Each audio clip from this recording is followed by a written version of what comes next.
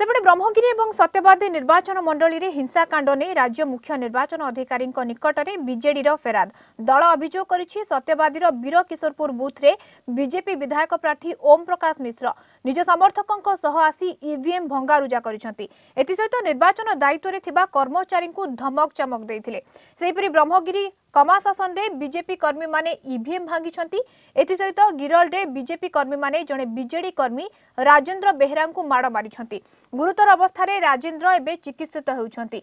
ए घटना रे अभियुक्तों विरोध में तुरंत दृढ़ कार्यानुष्ठान ग्रहण करने सीओ निकट में बीजेडी दाबी जणाइछि।